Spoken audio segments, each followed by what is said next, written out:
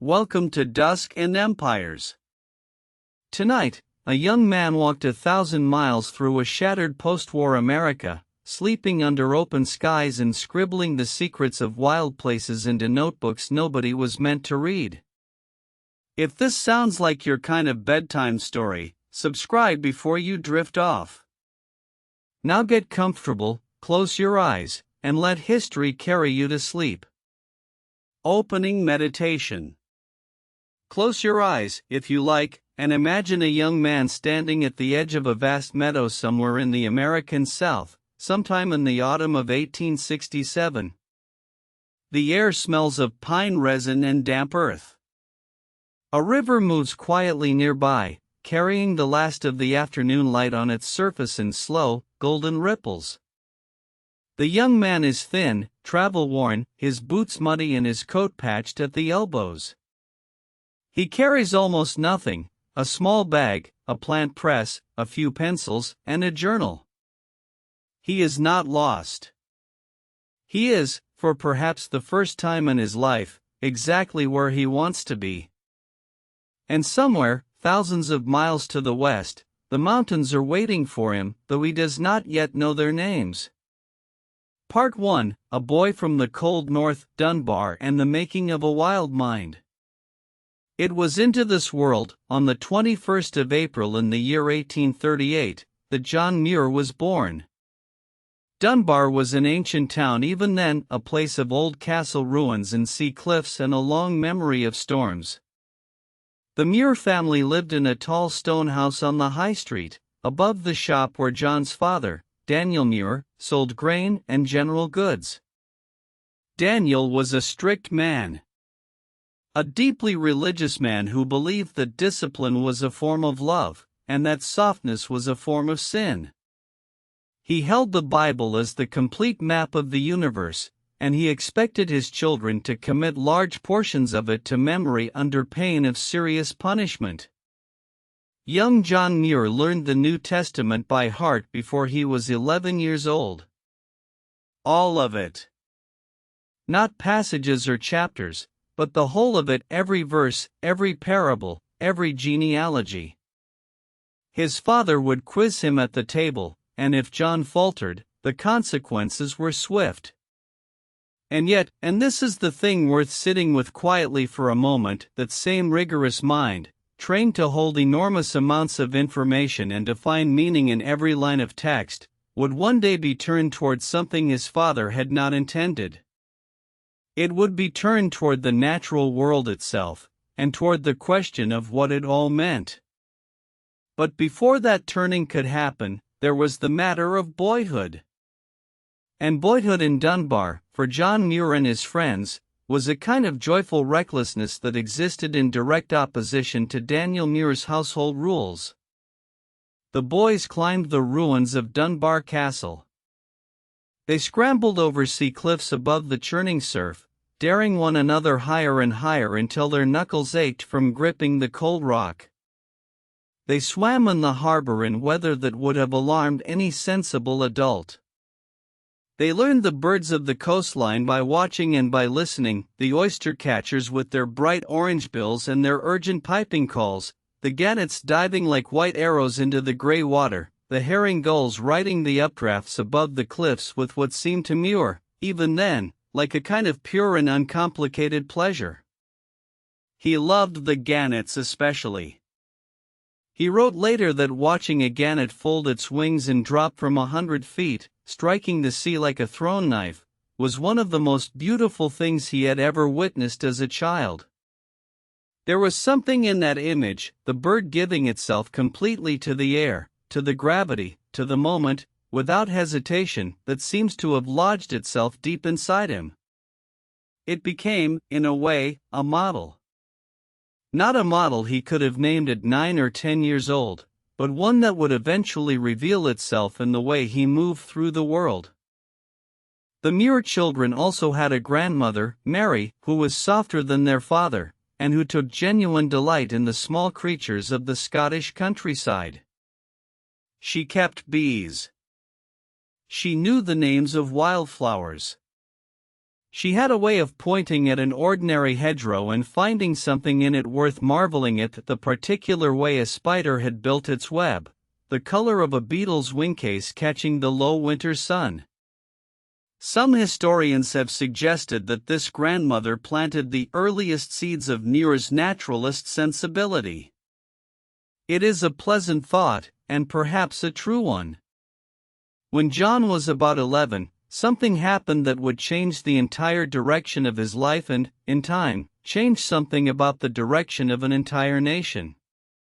His father, Daniel, became a convert to a new evangelical Christian movement called the Campbellites, or the Disciples of Christ, a sect that emphasized a return to the simplicity of the early church and that had found considerable energy and following in the New World of America.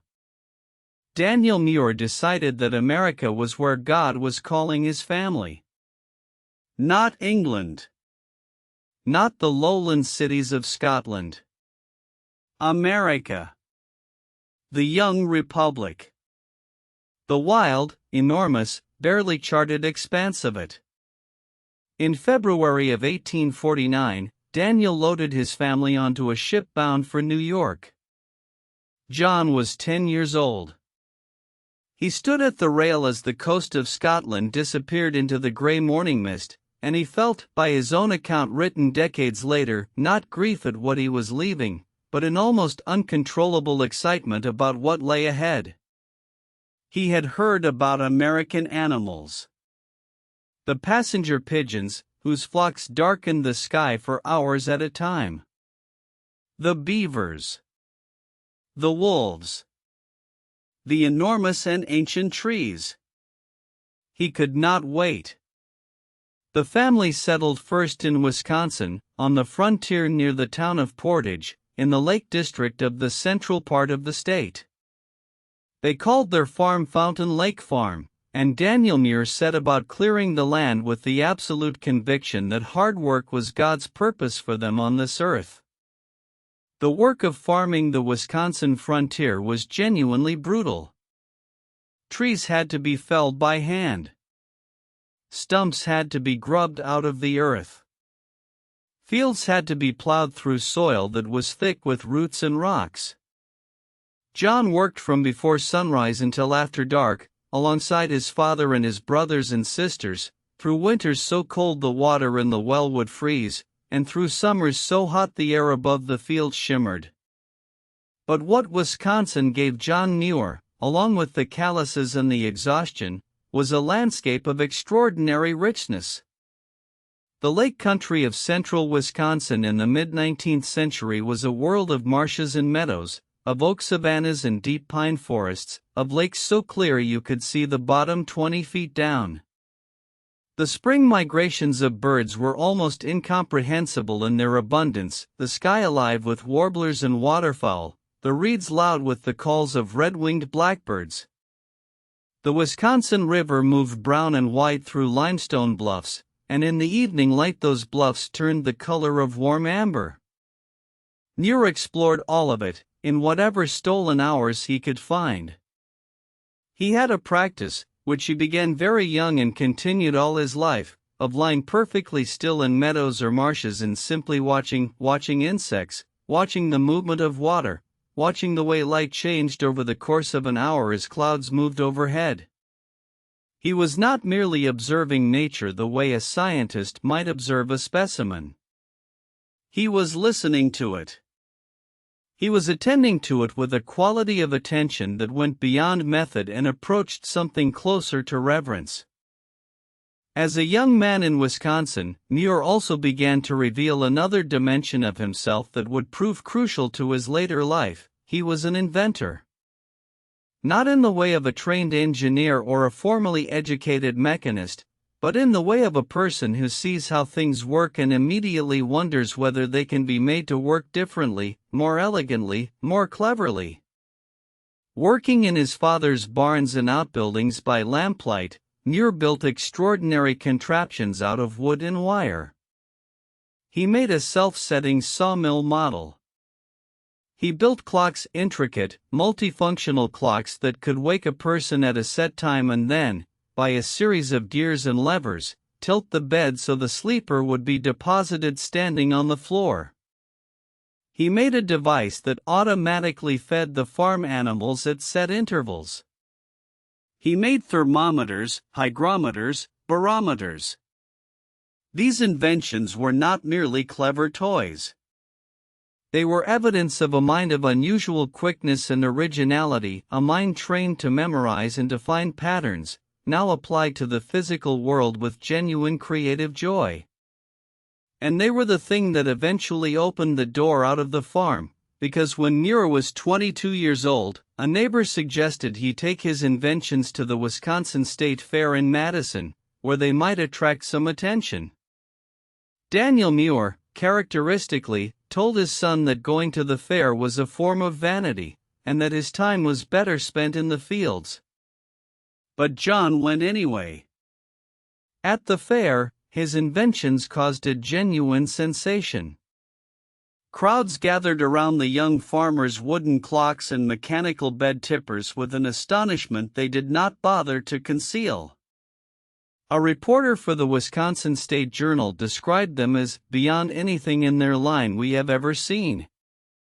And from the state fair, Muir made his way to the University of Wisconsin in Madison, where a professor named Ezra Carr and his wife Jean would become among the most important people of his life. He enrolled as a student, though he never completed a formal degree. He studied botany, chemistry, geology, and Latin. He read voraciously. And he began, for the first time, to place his lifelong love of the natural world within a larger intellectual framework, to see that what he had been feeling and observing for 20 years had a name, and a discipline, and a tradition. Jean Carr became his closest intellectual companion and perhaps the greatest single influence on the direction his life would take. She was a botanist herself, a woman of considerable learning and genuine warmth, and she recognized in Muir something that most people around him had not yet seen, not merely a clever mechanic or a hard-working farmer's son, but a genuine naturalist of potentially extraordinary gifts. She would guide him, encourage him, and eventually connect him with some of the most important thinkers of the era. For now, she gave him books. She gave him the idea that what he loved might also be what he was for. Part 2: The 1,000-Mile Walk into the American South. Imagine a young man of 29, standing at the corner of a street in Louisville, Kentucky, on a warm September morning in 1867. He has just arrived by train from Indianapolis, where he spent the past year working in a carriage factory, work that ended abruptly and frighteningly when a metal file slipped and punctured his right eye, and the sympathetic reaction in his left eye left him temporarily blind. He spent weeks in a darkened room, unable to read, unable to work, unable to do any of the things that had defined him. And in that dark room, in the enforced stillness of recovery, he made a decision. He decided that he would not spend any more of his life in factories. He decided that he would walk. Not a short walk, not a pleasure excursion, but a journey of deliberate and complete immersion in the natural world, a pilgrimage, almost, though the word he would have used was probably something simpler. He wanted to go south, through the Appalachian forests of Kentucky and Tennessee, through the Georgia Piedmont, all the way to the Gulf of Mexico, a journey of roughly 1,000 miles on foot, through country he had never seen, carrying only what he could carry, sleeping where he could, eating simply, stopping often. He wanted to see, and to write down what he saw. The journal he kept on this walk was published after his death, in 1916, under the title A 1,000-Mile Walk to the Gulf. It is one of the most quietly remarkable documents in American nature writing, not polished, not arranged for effect, but immediate and raw and honest in the way that only real journals are. And it reveals a Muir that is somewhat different from the beloved, bearded sage of his later photographs, a younger man, still forming his ideas, still occasionally irritable and judgmental, but also capable of a tenderness toward the living world that stops the breath. He walked out of Louisville in the first days of September 1867, heading south by a route of his own devising that he described simply as the wildest, leafiest, least trodden way I could find. He crossed into Kentucky's knob country, a landscape of small, steep, wooded hills rising abruptly from narrow valleys, and found himself almost immediately in forest of a richness he had not anticipated. The woods were still largely intact in this region, the great oak hickory forests of the upper South, and in September they were just beginning to turn, the first hints of rust and gold appearing at the edges of leaves, the chestnuts heavy on the branches, the pawpaw trees dropping their strange, custard-flavored fruit along the creek banks. He walked in a state of continuous attention that he described as being almost physically exhausting, because there was so much to see and he could not bear to miss anything. He collected plant specimens and pressed them between the pages of his journal. He noted the species of trees by their bark and their leaves and the shape of their crowns. He listened to birds he had never heard before, the clear, flute-like calls of wood thrushes in the deep hollows, the liquid bubbling of wood warblers overhead. He lay on his back in clearings and watched the light filter through canopies of beech and sugar maple and felt, he wrote, as if the sky were a ceiling painted with the most beautiful fresco in the world. The human encounters on this journey are some of the most poignant passages in the journal. The Civil War had ended only 2 years before. The South through which Muir walked was a landscape still carrying the weight of enormous historical trauma, burned farmhouses and abandoned fields visible from the road, communities fractured and impoverished, the complex and painful adjustments of Reconstruction barely begun. Muir was a Northerner walking through former Confederate territory, and he was sometimes received with suspicion. More often, however, he was received with the particular Southern hospitality that seemed to exist even in great poverty, people who had almost nothing offering him a meal, a corner of a porch to sleep on, a cup of water from a well. He stayed several nights in the homes of mountain families in the Appalachians of Tennessee, people who lived in small log cabins on steep hillside farms, growing corn and keeping a few pigs and a cow, cutting timber in the winter to earn small amounts of cash. Their lives were hard in ways that Muir, who had known hard farm work himself, could recognize and respect. He wrote about one woman who fed him cornbread and buttermilk and asked him where he was going, and when he told her he was walking to the Gulf of Mexico, she was silent for a moment and then said, very quietly, that she had never been more than 30 miles from the house where she was born. The gentleness in that detail, the vast and barely crossed distance between his world and hers, is something Muir seems to have felt deeply. He crossed the Great Smoky Mountains in Tennessee, passing through forests of rhododendron and mountain laurel so dense that the trail sometimes disappeared entirely beneath their interlocking branches. The Smokies in September are extraordinary, cool air carrying the smell of wet stone and fallen leaves, the forest floor thick with ferns and mosses, streams so cold they ache the hands. Muir was walking through what were then virtually uncharted biological communities, forests that had not been significantly disturbed by European settlement and that held a diversity of species unmatched anywhere in North America north of the tropics. He descended into Georgia and found the landscape changing around him with a gradual drama, the dense mountain forest giving way to the rolling red clay hills of the Piedmont, the oak trees growing wider spaced and lower, the air warming and thickening as he moved south. Spanish moss began to appear on the oaks, trailing from the branches in gray-green curtains. The bird life shifted to mockingbirds singing their extravagant, borrowing songs from every available perch, red-tailed hawks tilting in the thermals above the plowed fields. He passed through the town of Savannah, Georgia, and was forced to wait there for several weeks while he waited for money his brother had promised to send. With almost nothing to eat, sleeping in a park among the graves in Bonaventure Cemetery, a place of extraordinary Gothic beauty, draped in Spanish moss and quiet with the sound of distant owls, he spent his days botanizing in the surrounding lowland forests and his evenings writing in his journal by whatever light he could find. His reflections in those savanna weeks are among the most philosophically searching of the entire journey. It was in Bonaventure Cemetery, lying among the graves of strangers, looking up through the draping moss at a sky brilliant with autumn stars, that Muir began to articulate something he had been feeling since the beginning of the walk, a sense that the conventional Christian understanding of nature, which placed humanity at the center of creation and all other living things in service to human needs, was profoundly, demonstrably wrong. He had been watching too carefully. He had seen too much. The intricate economy of the forest floor, the interdependence of insects and flowers and birds and fungi and soil, the way each death fed new life and each new life was built on a web of relationships that had no center and no hierarchy, it did not look like a system designed for human use. It looked like something else entirely. Something vast and patient and indifferent to any single creature's importance, but beautiful in precisely that vastness.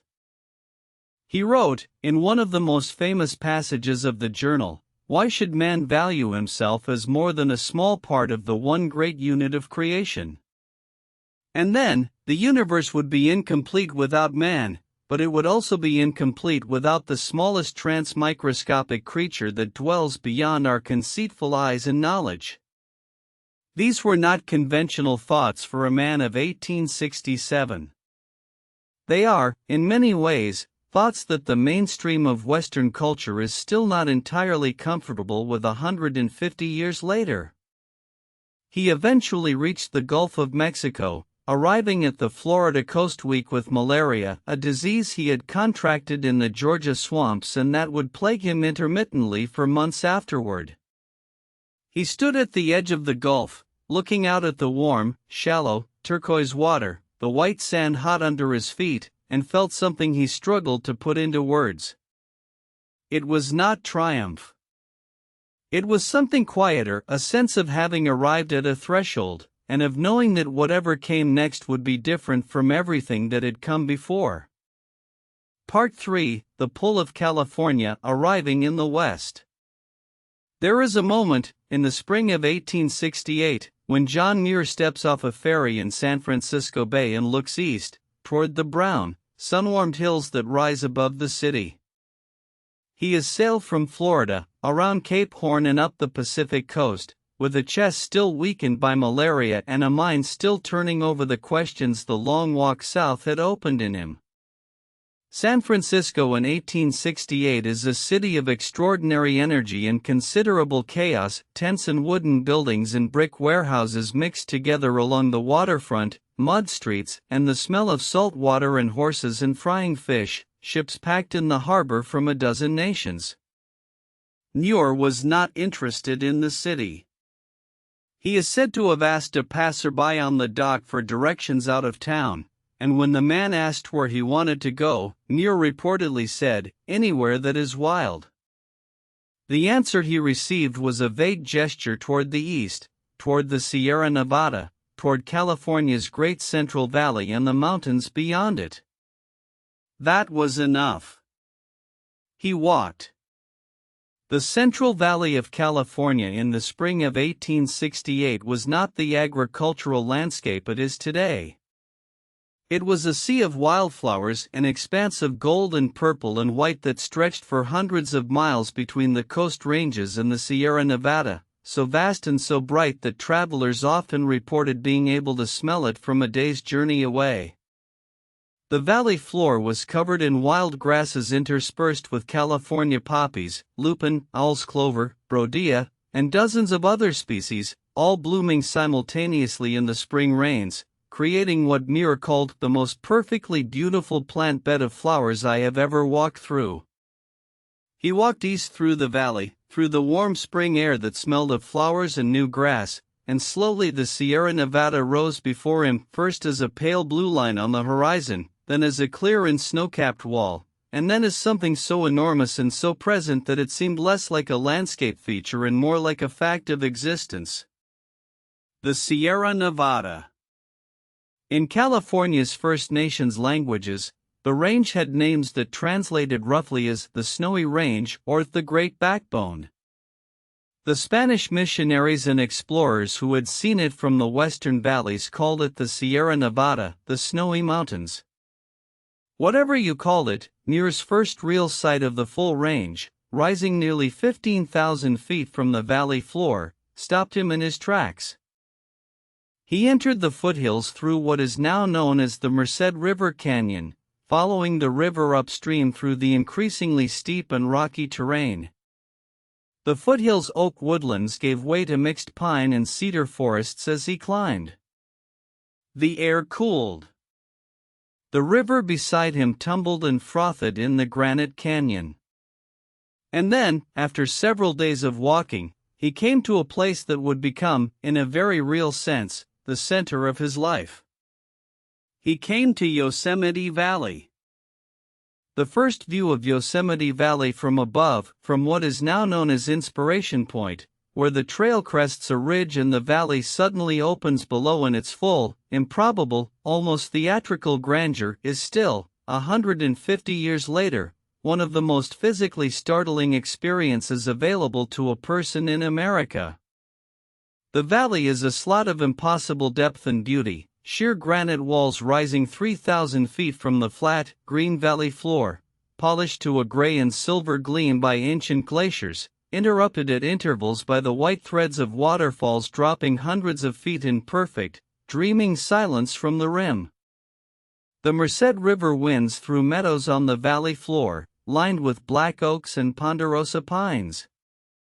In May, when Muir first saw it, the waterfalls were at their peak volume, fed by the snowmelt from the high country, and the sound that rose from the valley was a continuous, deep, rolling thunder that seemed to come from inside the earth itself.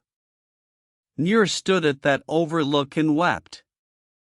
He wrote nothing, for once, in his journal about the experience, or rather, he wrote a single line: "Arrived in Yosemite."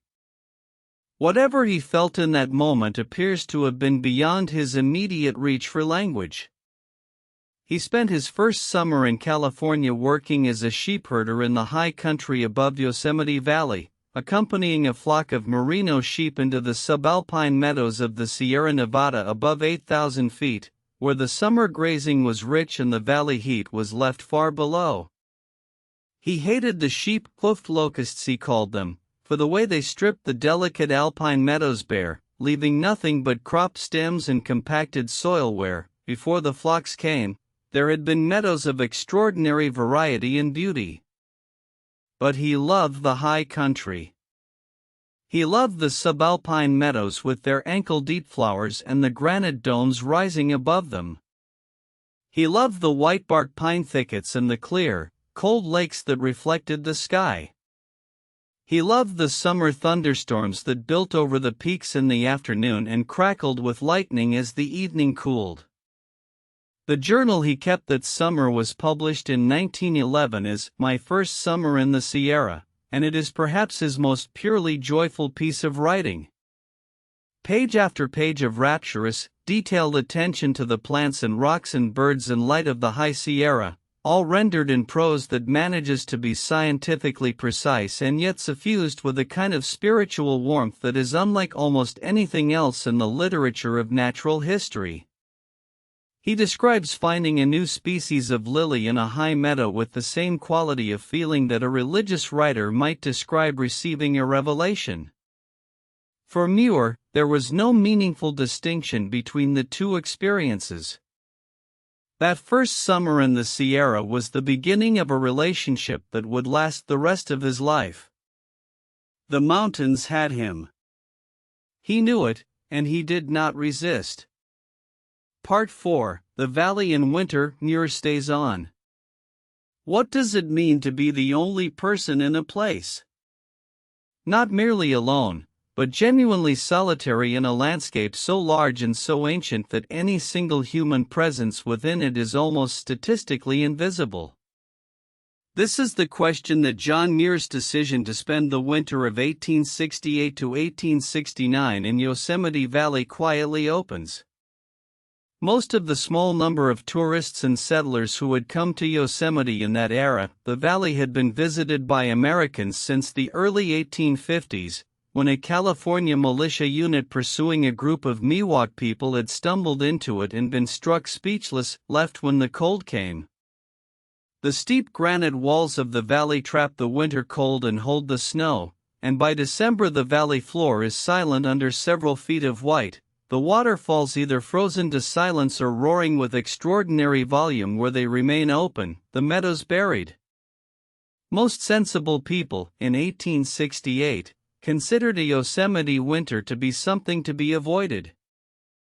Muir found work in the valley sawing lumber for a small mill operation run by a man named James Mason Hutchings, who had become one of the valley's first entrepreneurial residents and who ran a hotel there for summer visitors. The work was not interesting, but it kept him in the valley.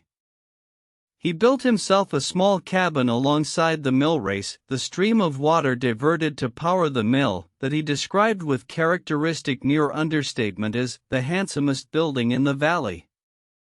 It was essentially a one-room wooden box, but he had arranged it cleverly, a small fern garden inside, living plants growing in from gaps in the wall, a window that perfectly framed the view of Yosemite Falls, a sleeping shelf suspended on ropes that swung gently when the wind moved through the branches of the tree that Muir had built his cabin around rather than cutting down. He was, in the fullest sense, living inside the landscape rather than within a structure designed to exclude it. The Yosemite winter of 1868 to 1869 gave Muir something extraordinary: time. Uninterrupted, undemanded, unhurried time in a place of incomparable natural richness, with almost no human visitors and no obligations beyond the few hours of mill work required to earn his keep. He spent his days walking. He climbed the valley walls by routes that most people would have considered terrifying, working his way up the steep, slick granite using nothing but the friction of his boots and the strength of his hands. He stood on ledges thousands of feet above the valley floor and looked at the world below, the white meadows, the dark ribbon of the Merced River winding through the snow, the ponderosa pines dark green and snow-laden, the whole enclosed world of the valley serene and silent in the winter cold. He climbed to the base of Yosemite Falls in the deep of winter, when the falls were running at their most powerful and the spray had built up enormous columns and cathedral formations of ice around the base, structures 40 and 50 feet high, glittering in the thin winter sunlight, groaning and cracking as the temperature shifted. He pressed his face against them and peered inside through cracks in the ice at the dark, rushing water visible within. He wrote about the experience with the vocabulary of someone entering a sacred space. He also, in this winter, began the serious intellectual work that would occupy him for the next several years, the question of how Yosemite Valley had been formed. The dominant theory among American geologists at the time, including the very eminent California state geologist Josiah Whitney, who had studied Yosemite extensively, was that the valley had been formed by a cataclysm, a sudden, catastrophic dropping of the valley floor, caused by some seismic event that had caused the earth beneath the valley to simply collapse downward, leaving the vertical walls standing. This was called the subsidence theory. Muir looked at the valley walls and did not believe it. He had been watching the granite for months with the kind of systematic, patient attention that he brought to everything. He had seen the scratched and polished surfaces on the rock faces, long, parallel grooves running down the valley walls from high above the valley floor, like the traces left by enormous fingers drawn across wet clay. He had noticed the rounded, smooth shapes of the valley's rock features, the domes, the broad curved shoulders of the walls, shapes that were inconsistent with catastrophic fracture and consistent with gradual erosion by something massive and moving. He concluded, before he had done any formal geological reading on the subject, that the valley had been carved by glaciers. not merely carved, but slowly, patiently, over vast stretches of time, over thousands and perhaps millions of years, ground down by the movement of enormous rivers of ice that had filled the valley to its rim and beyond, moving imperceptibly slowly but with an irresistible weight and grinding power that could polish hard granite the way a stonecutter's lap polishes a gem. The parallel grooves were the marks of rocks embedded in the base of the glacier, dragged along the valley walls as the ice moved. The smooth domes were domes of granite that had been buried in the ice and slowly rounded by it. Everywhere he looked, Muir saw evidence not of sudden catastrophe but of slow, patient, geological time. He was, largely, correct, though it would take years of effort, argument, and eventually considerable professional risk to establish this in the face of the opposition of the California geological establishment. What is remarkable about Muir's glacial theory is not just that it was right, but that he arrived at it largely by training his extraordinary attentiveness on the rock itself and allowing it to tell him its history. The winter also brought him his first significant encounter with a Yosemite earthquake. In March of 1872, a major earthquake, now estimated at about magnitude 7, struck the region near Owens Valley, east of the Sierra, and the shaking reached Yosemite Valley with considerable force. Muir was living in the valley at the time. He was awakened in the night by the shaking, and he did something that most people would not have done. He ran outside and stood in the open meadow, exhilarated, watching the valley walls rattle and the waterfalls sway in great blocks of granite calve from the cliff faces above him and fall into the valley in slow, glittering cascades. He shouted, by his own account, "Noble earthquake!" His neighbors thought he had lost his mind. Muir thought he had witnessed a geological truth made visible. Part 5: The Ice That Carved the World, Muir's Glacial Crusade.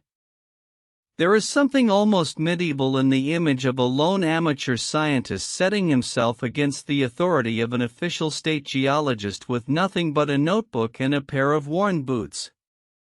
But that is, essentially, what John Muir did in the early 1870s, when he took on the California geological establishment over the question of how Yosemite and the greater Sierra Nevada landscape had been shaped.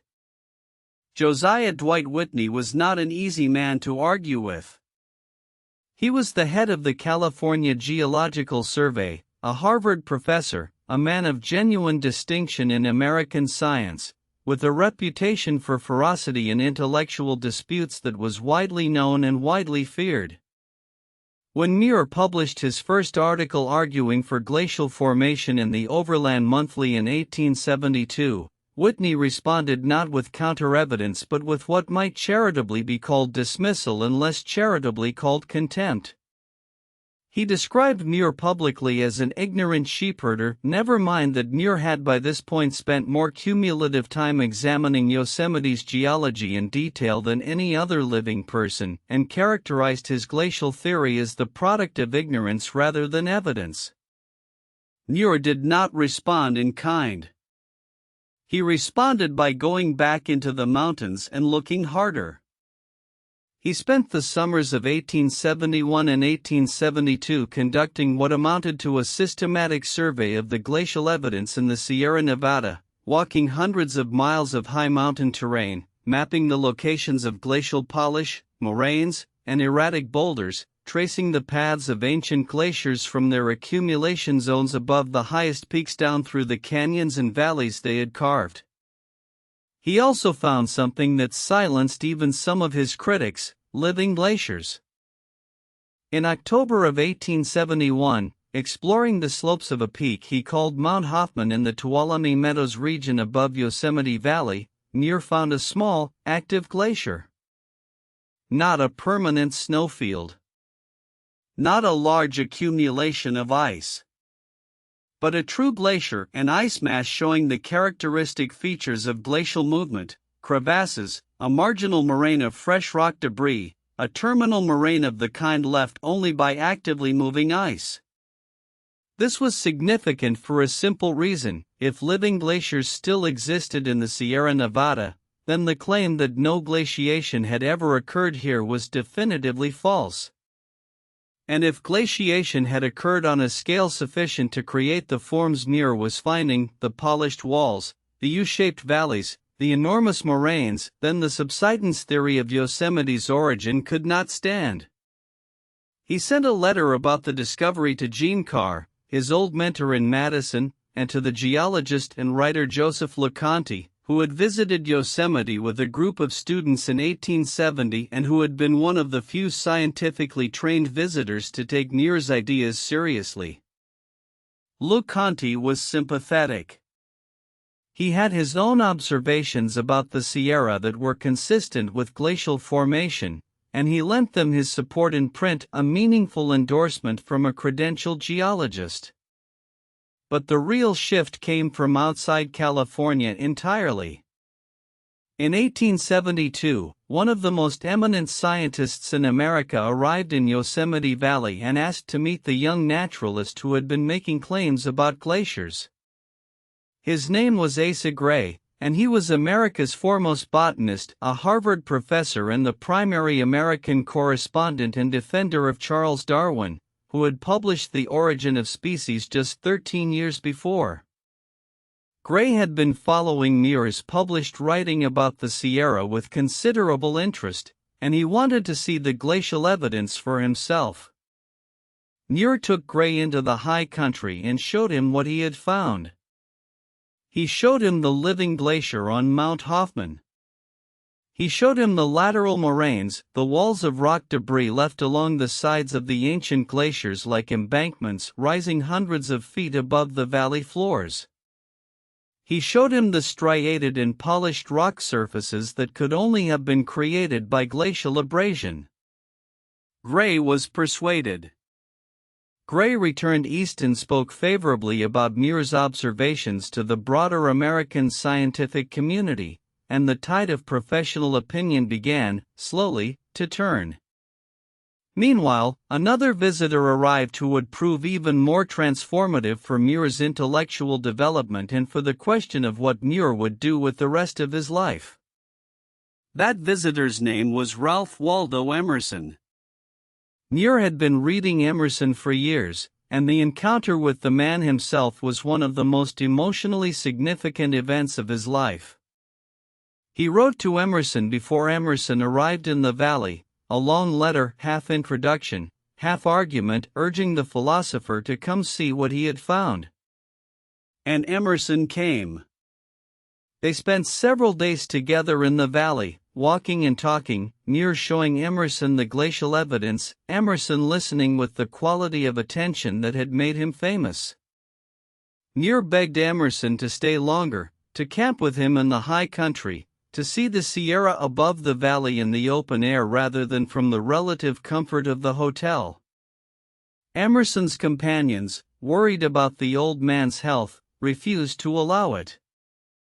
Emerson rode out of the valley on a trail through a grove of giant sequoias, and Muir watched him go from a distance, the old philosopher on horseback moving through the massive trees, the light coming down through the sequoia canopy in golden shafts. Muir felt, he wrote later, a kind of grief, not for Emerson personally, but for what might have been, the chance to show the man whose ideas had done so much to shape his own inner life the actual, physical world that those ideas were pointing toward. Emerson, for his part, added Muir's name to a private list he kept in his journals, a list of the great men he had encountered in his life. What happens to a person who has been living almost entirely outdoors, in close and continuous contact with one of the most magnificent landscapes on Earth, when they are asked to come inside and write about it? For John Muir, in the early 1870s, the answer was something difficult and necessary and ultimately transformative. Muir's published prose style is distinctive to the point of being unmistakable. Long sentences, yes, sentences that accumulate sensory detail the way a meadow accumulates flowers, one species after another, building toward a kind of overwhelm that mirrors the experience of standing in that meadow.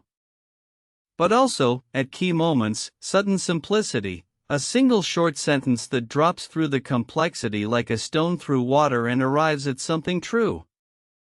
He had a particular gift for light, for describing the specific qualities of specific kinds of light at specific times of day and specific seasons in ways that are almost photographically precise. He described the light on Half Dome at sunset, when the rock turns from pale gold to deep rose and then to the color of old blood before going dark. He described the light on the Merced River in early morning, silver and shifting, as if the river were weaving light rather than water. He described the light at the moment of a Sierra summer thunderstorm, when the cloud shadow falls across a high meadow and the temperature drops 10 degrees in a minute and the flowers seem to lean slightly toward the dark, as if they know something is coming and are bowing to meet it. His editors at the Overland Monthly, the leading California literary magazine of the era, recognized that they were publishing something unusual. Muir's articles about the Sierra, Studies in the Sierra, a series of 7 long essays published in 1874 and 1875, were not nature writing in the existing tradition of American natural history journalism, which tended toward either the purely scientific catalog or the sentimental pastoral. They were something more ambitious, a sustained argument about the history and structure of a landscape, written from inside that landscape by someone who had spent years learning it with their body as well as their mind.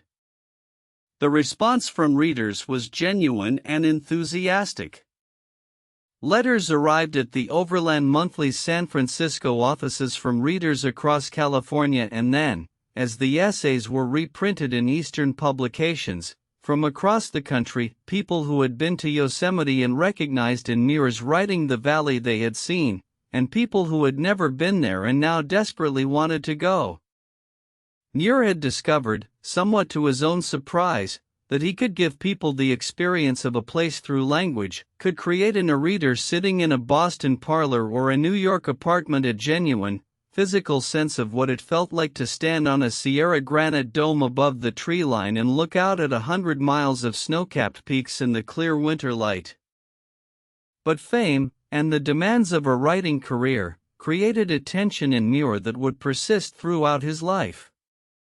Writing required him to be inside, at a desk, in cities San Francisco, later, and eventually Martinez in the Napa Valley, where he would eventually marry and settle and grow pairs and struggle with the peculiar claustrophobia of a man who had lived outdoors for most of his adult life, now anchored to a house and a farm and the responsibilities of a family.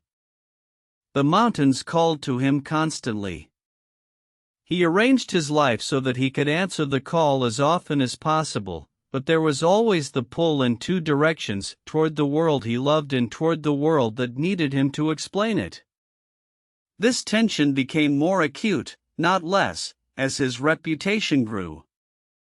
In the late 1870s, Muir traveled to Alaska for the first time, a journey that would prove almost as transformative as his first sight of Yosemite. He sailed north along the Inside Passage, the sheltered coastal waterway between the mainland and the offshore islands of what is now British Columbia and Southeast Alaska, in the company of a group that included a Tlingit guide named Toyat and a Presbyterian minister named Samuel Hall Young, with whom Muir formed a close and unlikely friendship. The Alaska coast was a landscape of fjords and glaciers and forests of Sitka spruce so tall and dark they made the Sierra pines seem almost domestic. Muir paddled a small canoe into the glacial inlets that no tourist vessel could enter, climbing onto the ice fields above the glaciers to measure their movement, collecting geological data with the methodical energy of a man who knows exactly what he is looking for. He was nearly killed at least once. A crevasse opened beneath him on the Glacier Bay ice field and he fell, catching himself on the edges before disappearing entirely. He described the experience in his journal with a kind of cheerful understatement that his friends found either admirable or alarming depending on their dispositions. Part 7, Love, Marriage, and the Orchard Years. There is a photograph of John Muir taken sometime in the mid-1870s that shows him standing in what appears to be a garden or a small orchard. He is wearing ordinary clothes, nothing of the frontier traveler about him in this image, no pack on his back, no worn boots. His hair and beard are still the dark brown of his younger self, not yet the white cascade of his later photographs. He looks, in this photograph, slightly uncomfortable. Not unhappy, exactly. But as if the garden is pleasant, and he would prefer the mountains. In 1880, John Muir married Louis Wanda Strensel. She was the daughter of a Louisiana-born doctor and horticulturalist, John Theophile Strensel, who had come to California in the gold rush and had eventually established a large and successful fruit farm in the Alhambra Valley near Martinez, in Contra Costa County, the valley warm and sheltered, the soil rich, the climate perfect for growing table grapes and Bartlett pears. Louis was a quiet, intelligent woman, a gifted pianist, well-read, with a quality of calm that was in many ways the opposite of Muir's restlessness. She understood, from the beginning of their relationship, who Muir was. She did not try to change him. They had met through Gene Carr, Muir's old mentor from the University of Wisconsin, who had moved to California in the late 1860s and who had become a friend of the Strensel family. Gene Carr was, by many accounts, something of a determined matchmaker in this case. She admired both Muir and Louis, saw the potential match with the clarity of someone who loves both parties, and arranged their introduction with a quiet purposefulness. The courtship was long and somewhat intermittent, interrupted by Muir's expeditions to Alaska and his writing commitments. But in April 1880, they were married. The years that followed were years of considerable material success and, by his own account, a kind of productive if sometimes restless contentment. Muir took over the management of the Strensel family's orchards, and proved to be a gifted fruit farmer. The same qualities of systematic attention and patient observation that made him an extraordinary naturalist made him an effective agricultural manager. The ranch prospered. Muir's income from the farm allowed him to live comfortably and to support a family, and also, importantly, to write without the constant pressure of needing writing income for survival. 2 daughters were born, Annie Wanda, in 1881, and Helen, in 1886. Muir was, by all accounts, a devoted father prone to long, rambling, natural history lectures on family walks that his daughters endured with varying degrees of patience, deeply affectionate, willing to sit on the floor with a child for hours examining a piece of bark or a feather with a magnifying glass. The daughters appear in his letters and journals with a warmth that is unmistakable, and the image of this famous wilderness wanderer sitting at a table helping a small child press wildflowers seems, on reflection, entirely consistent. The man who had spent his childhood being taught by his grandmother to find wonders in hedgerows was now passing the same gift to the next generation. But the orchard years also created a tension that Muir acknowledged openly to close friends. He was good at farming, but farming was not what he was for. The Sierra Nevada was 2 days' travel from Martinez by horse and train, and in the years when he was most heavily occupied with the ranch, the early 1880s especially, he sometimes went a year or more without getting into the mountains. Louis, who understood her husband with remarkable clarity, eventually told him that the ranch was profitable enough, the workers were capable enough, and that he needed to go back to the mountains before the lack of them made him into someone she didn't recognize. It was, by any account, an extraordinary act of generosity, the kind that only becomes possible in a marriage built on genuine respect for who the other person actually is. And so Muir went back. He made 3 more major Alaska expeditions in the 1880s, including the famous Glacier Bay expedition of 1890, in which he pushed farther into the glacial inlets than any previous explorer and made detailed observations of the retreat of the Muir Glacier, named for him in 1880, and the landscape of fresh rock and new vegetation being revealed as the ice pulled back. He spent weeks in the High Sierra mapping and observing, returning to Yosemite to find the valley increasingly crowded with summer tourists and increasingly damaged by the sheep whose grazing had continued to degrade the mountain meadows. He returned to Martinez at the end of each season with his notebooks full and his mind clear and something restored in him that the orchards slowly drained away. These rhythms of departure and return shaped not only his personal life but his intellectual development. The years of farming gave him time for reading and writing. He produced several of his most important essays during the orchard period, essays that were less about specific places and more about ideas, about the purpose of wilderness, about the relationship between human civilization and the natural systems that sustained it. He was preparing, in a way he may not have recognized at the time, for the role that was waiting for him, not merely the celebrant of wild places, but their defender. Part 8: The Father of the National Parks, the Campaign for Yosemite. In the summer of 1889, Robert Underwood Johnson, the associate editor of the prestigious New York magazine The Century, came to California to meet John Muir. Johnson was a literary man of considerable influence and a genuine conservationist sensibility. He had been disturbed by reports of the degradation of Yosemite's high country by sheep grazing and by the mismanagement of the valley floor, which had been granted to the state of California in 1864 for use as a public park but had since become something of an ungoverned and commercially exploited mess. Johnson asked Muir to take him camping in the Tuolumne Meadows, the great subalpine meadow system above Yosemite Valley, above 8,000 feet, where the Tuolumne River wound through the meadows in long, easy curves between banks of sedge and wildflower, and the granite domes of the high country rose on every side. Muir agreed. They spent several days camping in the meadows, and Johnson saw what Muir had been writing about for almost 20 years. The damage done by uncontrolled sheep grazing to the delicate alpine meadow ecosystems, the wildflowers stripped to bare earth, the stream banks eroded, the mosses and ferns trampled flat.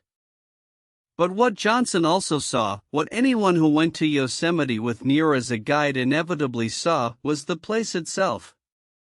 The Tuolumne Meadows in summer are one of the most beautiful places in North America.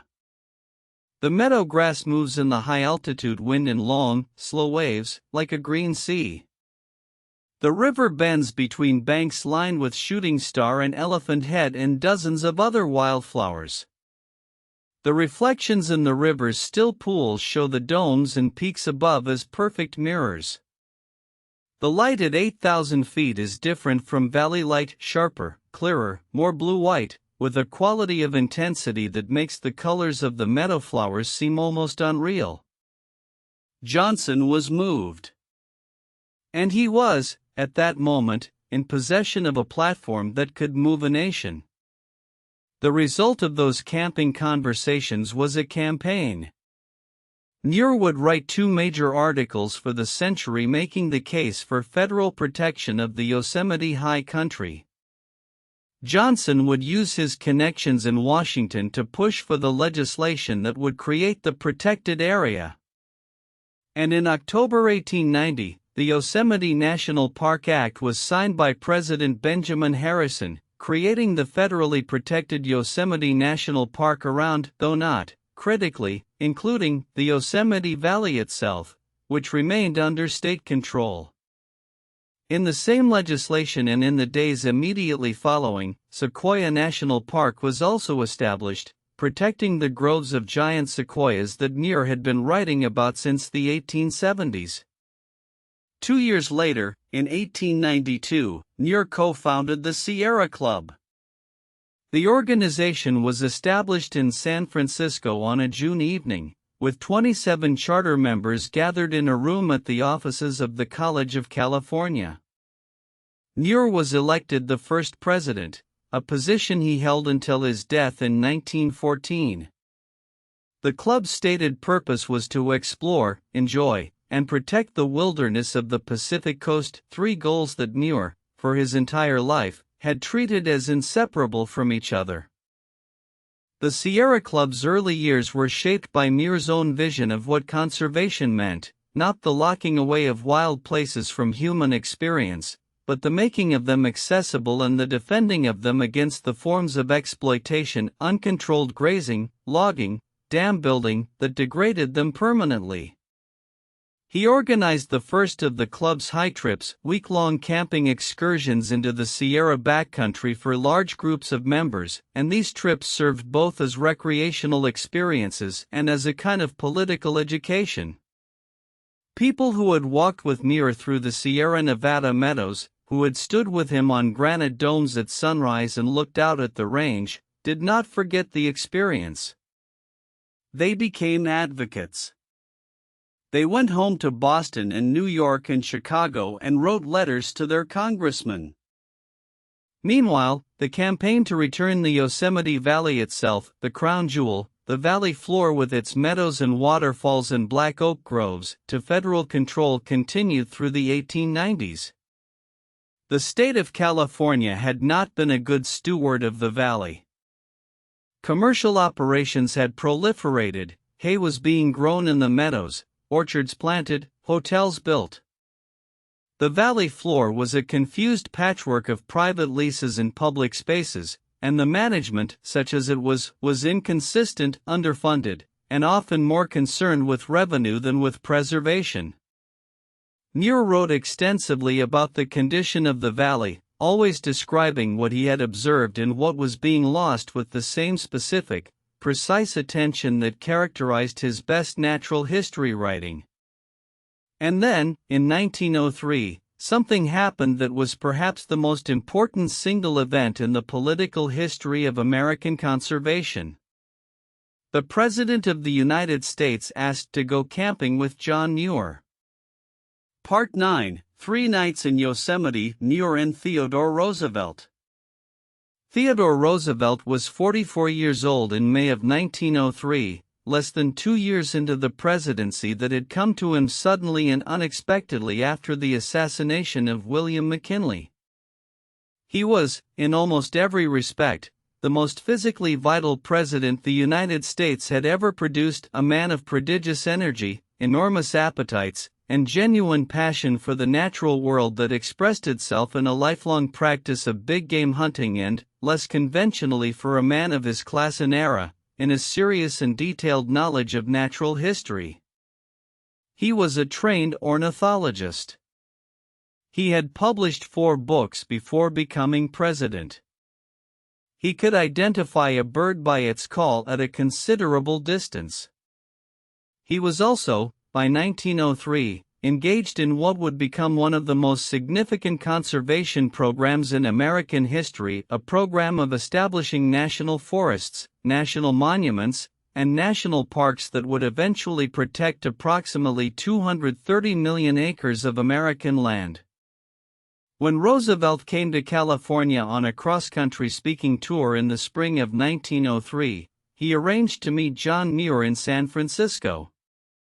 The official itinerary included a visit to Yosemite as part of a standard presidential excursion, carriages, hotel, guided tour of the valley floor, the usual ceremonial apparatus.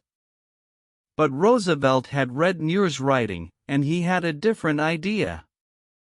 He dismissed his official party and asked Muir to take him camping, real camping, alone, in the backcountry, away from the ceremonies and the speeches and the hotel dining rooms.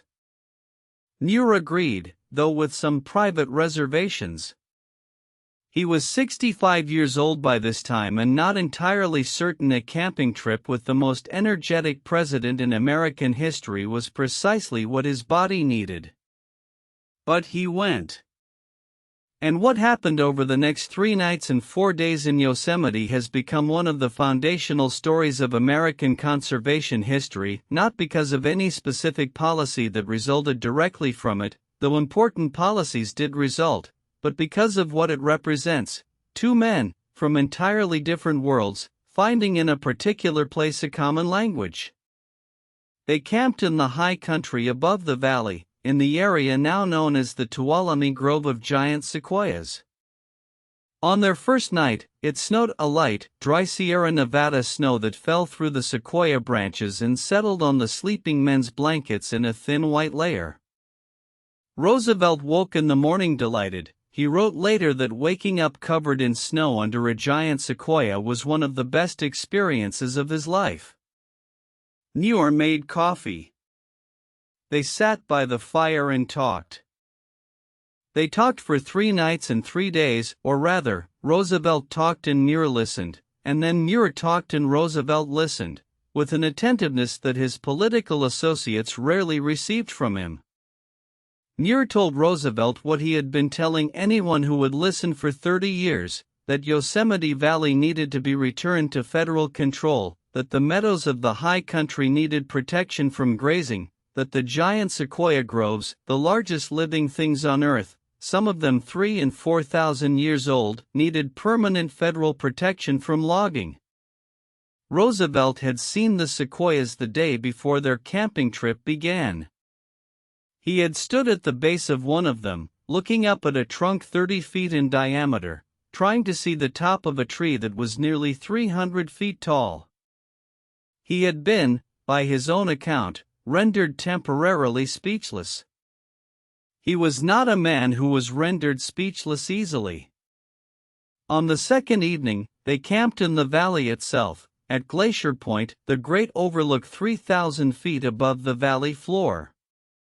The night was clear and cold, the sky crowded with stars, the waterfalls visible as white threads in the darkness far below.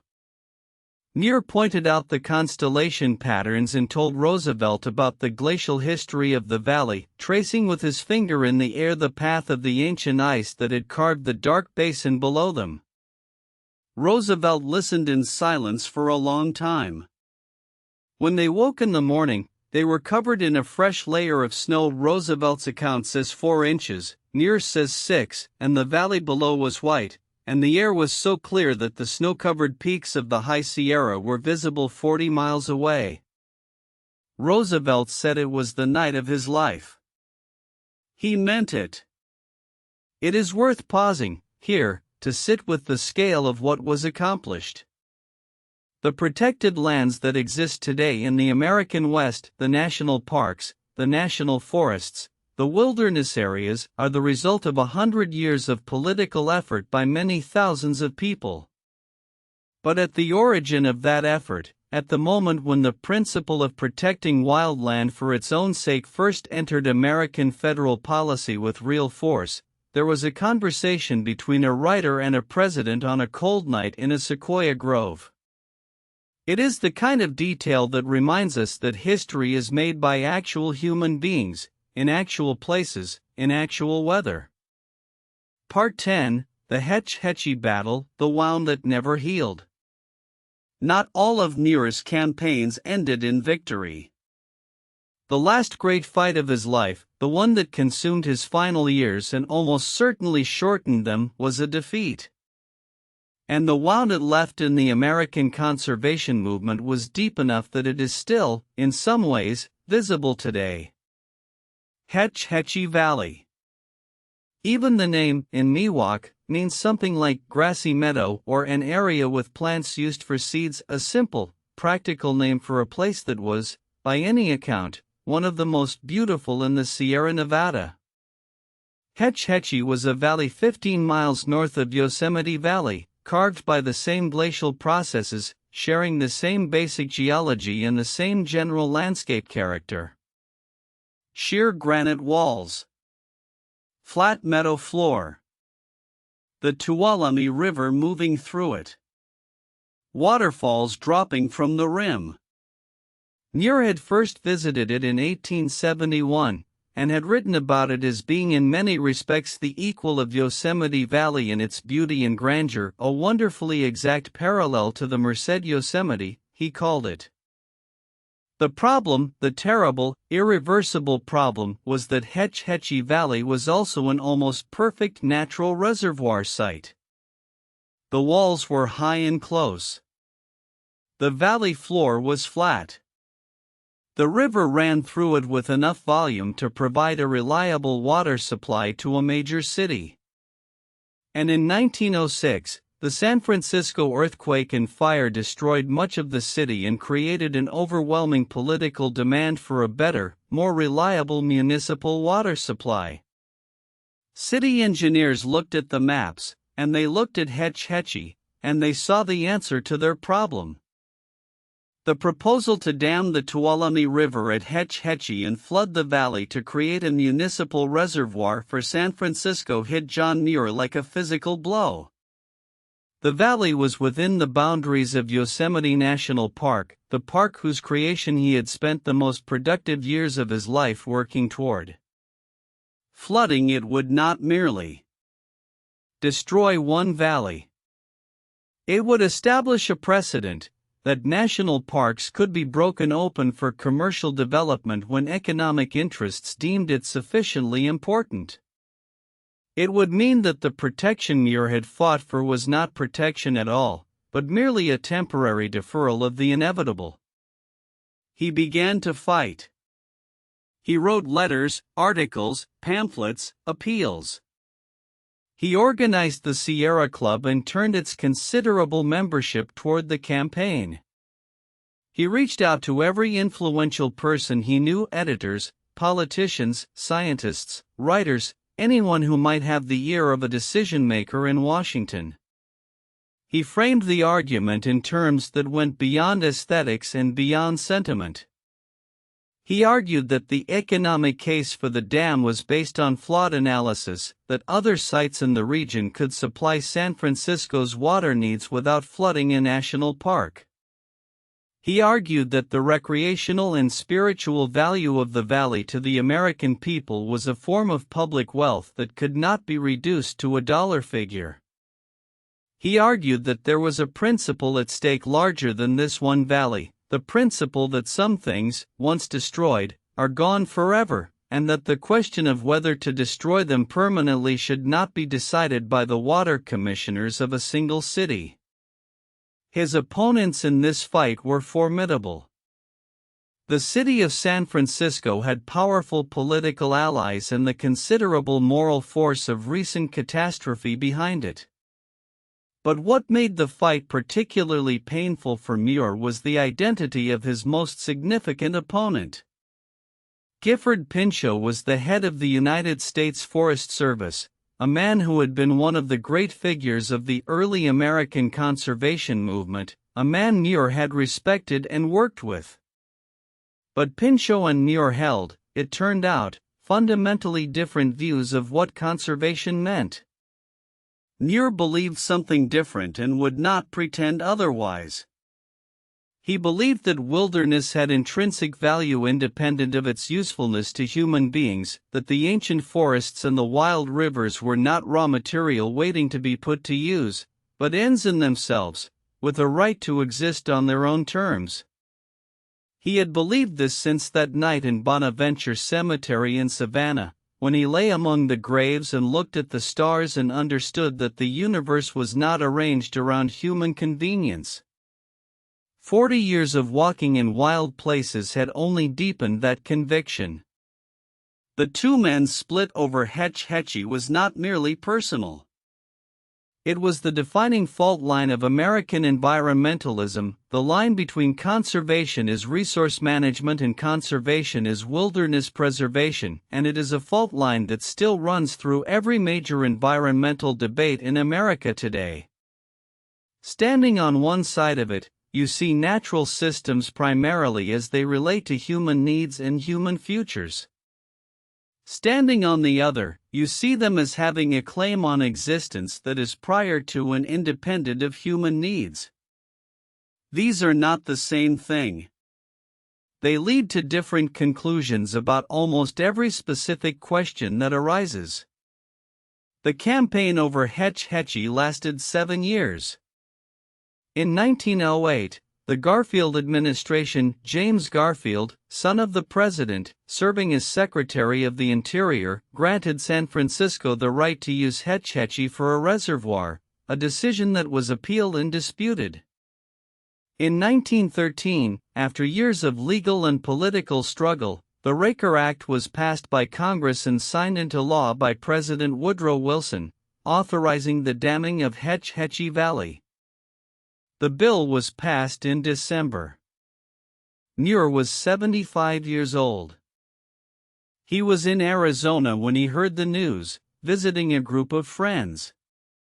He wrote a letter to his daughter Wanda that said, simply, "The battle for the valley is lost." And then he went to bed. His friends noticed a change in him after Hetch Hetchy. He was not broken, he was too stubborn and too fundamentally committed to the work for a single defeat, however painful, to break him. He continued writing. He continued corresponding with conservation allies across the country. He made plans for a trip to South America and Africa, trips he had been meaning to take for years. But the battle had cost him something. The years of political fighting, the correspondence, the public speaking, the managing of the Sierra Club campaign, all the indoor, institutional work of political advocacy had taken a toll on a body that had been designed and trained for outdoor living, and the toll was visible. He contracted pneumonia in December of 1914, while visiting his daughter Helen in Daggett, California, in the high desert east of the San Bernardino Mountains. He was working on the manuscript of his Alaska book, a final, long-postponed account of the Alaska expeditions that had meant so much to him, when he fell ill. He was taken to a hospital in Los Angeles. On the night of December 24, 1914, Christmas Eve, John Muir died. He was 76 years old. The Alaska manuscript was found on the hospital bed beside him, covered with his final revisions. He died having lost the fight for Hetch Hetchy. He died having won something larger, having established the idea that wild land had value worth fighting for, having helped create the systems of protection that would eventually preserve hundreds of millions of acres of American wilderness, having written books and articles that had changed the way millions of people saw and understood the natural world. He died with the scars of his last defeat still fresh, and with the mountains he had loved for more than 40 years still standing in their ice and their granite and their extraordinary, indifferent beauty. Part 11, The Legacy, What Muir Made and What Muir Missed. The legacy that is easiest to see is the one carved in stone and written in law. The National Parks. Yosemite, Sequoia, Grand Canyon, Glacier, Olympic, Rainier, parks whose creation was enabled or accelerated by Muir's writing and advocacy, parks that together protect some of the most biologically and geologically significant landscapes in North America. The National Park Service itself, established in 1916, 2 years after Muir's death, was built on the philosophical foundation that Muir had been laying for 4 decades. The idea that some places are so significant that their protection is a matter of national responsibility. He also established something subtler but perhaps equally important, the idea that wild experience is a form of education. The Sierra Club high trips that Muir organized from the 1890s onward were based on the premise that people who spent time in wilderness would be changed by it, that the encounter with the non-human world at scale, with the ancient and the vast and the beautiful, was not merely pleasant recreation but a form of knowing that could not be obtained in any other way. This idea is now so woven into American culture that it is difficult to recognize as an idea at all. It seems simply obvious that children should have access to natural places, that hiking and camping and river running are valuable activities, that the loss of wildland is a cultural impoverishment as well as an ecological one. None of this was obvious before Muir. He made it obvious. But there is another dimension of Muir's legacy that his admirers have sometimes been reluctant to examine, and that requires honest attention if we are to understand him whole. Muir's love of wilderness was, in its early articulations, a love of places that he imagined as untouched by human civilization, places he sometimes described as pristine, primeval, untrammeled. This language reveals a blind spot that was common among white Americans of his era, but that was, nonetheless, a factual error with real consequences. The landscapes that Muir described as wilderness, Yosemite Valley, the Tuolumne Meadows, the Glacier Bay fjords, were not untouched places. They were landscapes that had been inhabited, managed, and shaped by indigenous peoples for thousands of years. The Ahwahnechee people, who were the Miwok-speaking inhabitants of Yosemite Valley, had lived in the valley for at least 3,000 years before the California Militia Unit entered it in 1851. They had maintained the valley's open meadows and black oak groves through a practice of controlled burning, fire applied systematically to the landscape to suppress brush, encourage the growth of food plants, and manage the habitat of deer and other game animals. The pristine meadows that Muir loved were, in significant part, the product of Ahwahnechee land management.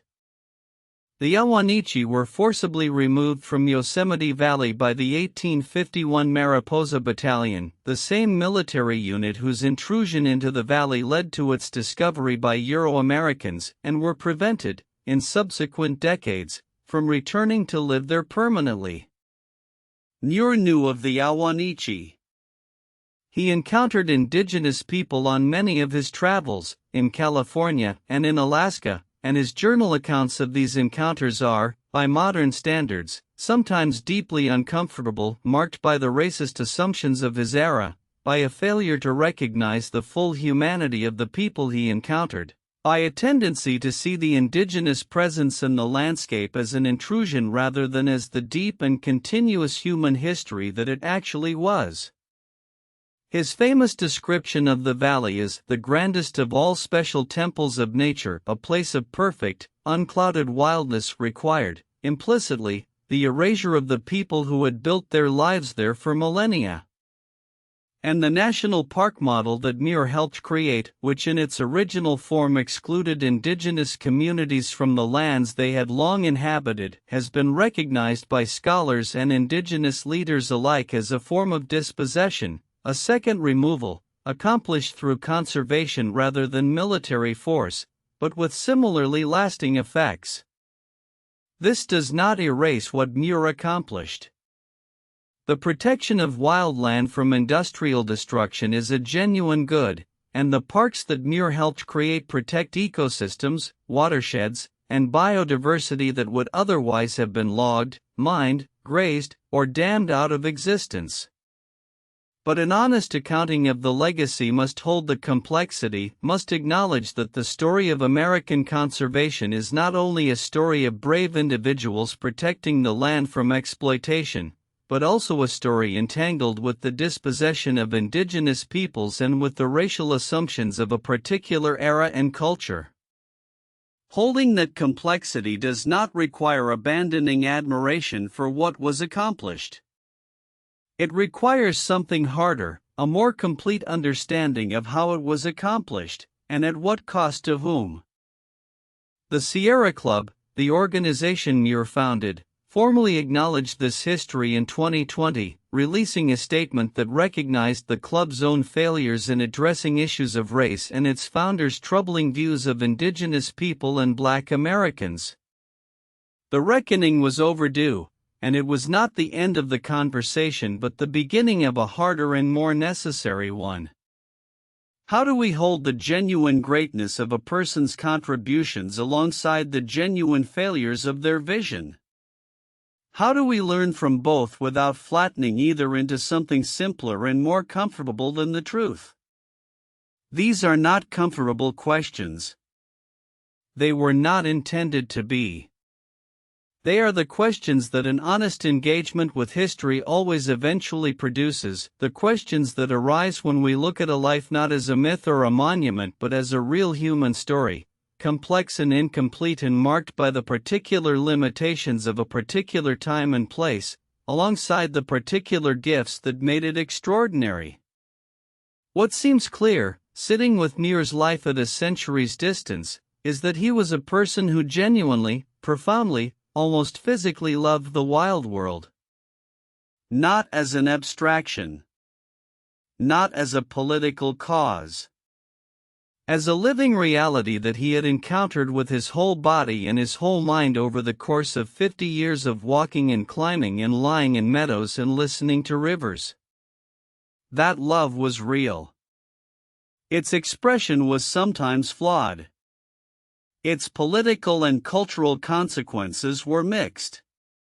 But the love itself, the quality of attention and feeling that he brought to the non-human world, was something unusual and something valuable, and it produced a body of writing that continues to send people out the door and up the trail to discover for themselves what he was pointing at.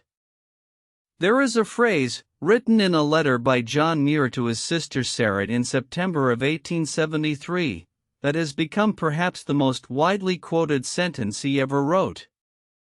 You have seen it on posters and coffee mugs and hiking boots on the walls of ranger stations. You have seen it embroidered on backpacks and printed on the sides of water bottles and carved into the wooden signs at national park trailheads. The sentence is this: the mountains are calling and I must go. It is easy to make such a sentence into a slogan, and the ubiquity of its reproduction has perhaps made it harder to hear what it actually says. But sit with it for a moment. The mountains are calling. Not, I want to go to the mountains. Not, I have decided to visit the mountains. But, the mountains are calling. The agency is with the mountains. The initiative is theirs. The human speaker is responding to something, not initiating something. It is a sentence that places the human being in a position of response, of answer, to a non-human call. In 5 words, it contains the entire philosophy that Muir spent 40 years of writing trying to articulate, that the natural world is not passive, not merely a backdrop to human experience, but an active presence that speaks to us, calls to us, makes demands upon us, if we are quiet enough and open enough to hear it. That idea, the idea of the land as a speaking presence, as something that has a claim on our attention and our care, is the most enduring and the most radical thing about Muir's thought. It remains, in the mainstream of American political and economic life, a minority position. The dominant view of the land in American culture is still primarily instrumental. Land is property, land is resource, land is the substrate on which human economic activity takes place. But there has always been, running alongside the dominant view, a counter-tradition that says something different, that says the land has a life and a value of its own, that the wild places are not waiting to be used but are already fully occupied, and that the human relationship to them involves obligations as well as benefits. John Muir is, more than any other single figure, the father of that counter-tradition in American thought. All of these legislative and institutional achievements were the product of a political will that was created, at least in part, by a literary tradition, by the tradition of writing about the natural world with sufficient depth, precision, and human feeling to make other people feel what was at stake. And that tradition begins, in its modern American form, with a thin, mud-booted young man walking south through the Kentucky knobs with a plant press and a journal, stopping in a chestnut grove to press a leaf and to write, in his small, precise handwriting, that he had never seen anything so beautiful. Yosemite Valley, in the spring of 2025, receives about 3.5 million visitors per year. They come from every state and from most countries in the world. They come by car and by bus and by bicycle and by foot. They stand at the same viewpoints where Muir stood at Inspiration Point, at Glacier Point, at the base of Yosemite Falls, and many of them feel, if only for a moment, something like what Muir felt.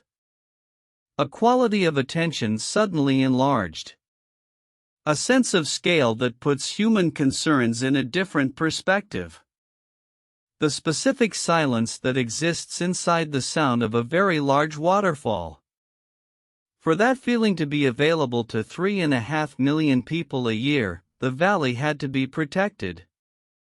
And for the valley to be protected, someone had to make the case in language compelling enough to move politicians and poets and ordinary citizens alike, that protecting it was worth the effort and the political cost. Muir made that case. He made it over and over again, in dozens of articles in several books and thousands of letters, and in the direct, physical, immediate testimony of taking people into the mountains and letting the mountains make the case themselves. He did not always win. He lost the fight that hurt him most. But the idea that wilderness has worth sufficient to defend against the claims of commerce and development and the straightforward human need for water and timber and energy, that idea survived his death and grew larger in the century that followed.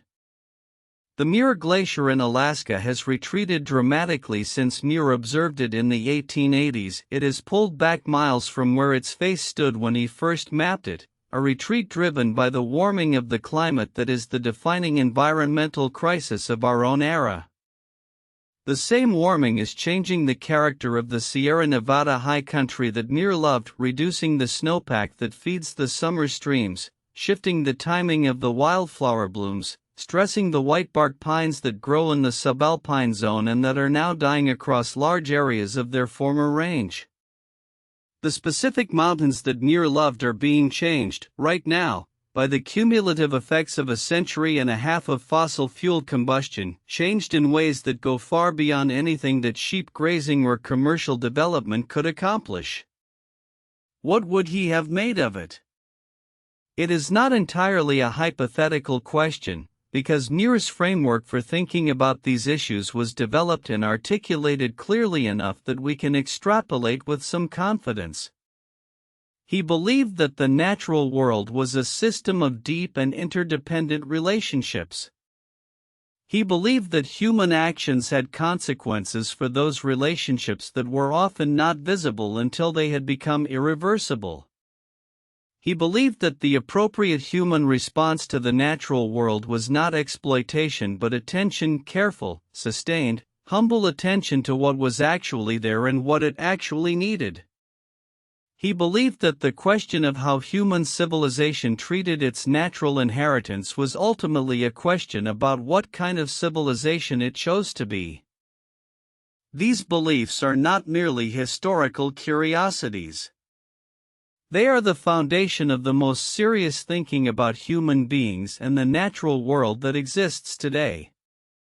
They are the principles that guide ecologists and conservation biologists and environmental ethicists who have sophisticated theoretical frameworks that Muir lacked, but whose most basic commitments he would recognize as his own.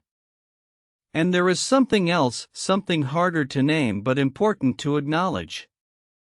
Muir's insistence that the encounter with wild places was itself a form of healing, a restoration of something that was depleted by the pace and the pressure and the sensory overload of civilized life, has found unexpected scientific confirmation in the century since his death. Research in what is now called environmental psychology has documented, with increasing rigor, the measurable effects of time and natural settings on human stress physiology, attention capacity, mood, immune function, and sense of well-being. The Japanese practice of Shinrin-yoku forest bathing, or simply spending time in a forest with focused, receptive attention, has been shown to produce measurable reductions in cortisol levels, blood pressure, and inflammatory markers. Muir was not a scientist in the contemporary sense. But he was right about this. He was right that the mountains offered something that the cities could not. He was right that the encounter with the ancient and the vast and the beautiful worked something in the human animal that nothing else worked in quite the same way. He was right that the loss of wild places was not merely an economic or an ecological problem but a human problem, a problem for the hearts and minds and nervous systems of the beings who had evolved, over hundreds of thousands of years, in intimate relationship with the non-human world and who carried that relationship, still, in their bodies if not in their conscious understanding. Somewhere in the Sierra Nevada tonight, the moon is rising over granite domes that are older than most of what we call history. The Tuolumne River, in those sections of its course that are still free of dams, is moving cold and clear over rounded stones, carrying the last of the snowmelt from the high peaks. In the subalpine meadows, the shooting stars and the buttercups have closed for the night, and the air above them is sharp with the smell of granite and cold water and the particular sweetness of high-altitude wildflowers in the dark. The stars above the Sierra are very bright, because the air is thin and dry, and they have been there for a great deal longer than we have. John Muir walked under these stars for 50 years. He climbed these mountains in all weathers and all seasons, alone and with companions, in youth and in age. He pressed the flowers and measured the glaciers and listened to the waterfalls and wrote it all down in his small handwriting in journals that were sometimes soaked through with rain before he got them back to the cabin. He loved this landscape with a completeness and a constancy that very few people achieve in their love of anything. And he spent the last decades of his life trying to give that love to the world, to transfer, through language, the quality of attention and feeling that the mountains had taught him to anyone who would sit down with his books and give them the necessary time. The mountains are calling. They were calling when he first heard them, somewhere in the hills above Portage, Wisconsin, in the 1850s, a boy with a magnifying glass and a stolen hour from his father's fields. They were calling when he stood at the Yosemite overlook for the first time and wept at something he could not yet name. They are calling now, in whatever form reaches you, a trail through a city park, a single tree in a garden, a window open to the night wind, the sound of rain. He spent his life answering that call. And in answering it, he made it possible for the rest of us to hear it too. Closing meditation. Let yourself grow very still now. Let the words soften and drift, like the last of a fire going quiet. Somewhere out there, in the dark of the continent, the Sierra Nevada stands in its ancient patience. The granite domes are cooling in the night air. The waterfalls are running in the dark, white and constant, the sound of them a deep, unending chord that the canyon walls have been holding for thousands of years. The meadows are silent. The flowers are closed. The deer have moved into the forest edge, and the owls are beginning their long, slow circuits of the valley. The river catches starlight and lets it go. Catches it and lets it go. Think of a young man walking through a chestnut forest in Kentucky in the autumn of 1867. The light is gold and slanted. The nuts are falling. The air tastes of wood smoke and dry leaves. He is walking slowly, looking at everything, writing nothing yet, just looking. There is no hurry. There is only this. The weight of the pack on his shoulders. The sound of the creek to his left. The smell of the earth where he has just stepped. And let that image carry you now, gently, down through the layers of the day, down through what you were thinking about and what you were worried about, down through the noise and the light and the particular weight of being a person in the world. Down toward the dark, cool stillness at the bottom of everything. Where the mountains are. Where the glaciers moved, impossibly slowly, for 10,000 years. Where the flowers have been blooming and closing, in their meadows, since before there was anyone to see them. You are resting now. The day is done. The walk is over for tonight. The journal is closed, the pencil set down, the fire low. And somewhere above you, above the roof and the clouds and the thin blue edge of the atmosphere, the stars are very bright, and they have been there for a great deal longer than any of this. Sleep well. Sleep well. If you're still awake, that's okay. Just close your eyes and let the story carry you. Subscribe to History for Sleep for a new story every week. Sweet dreams.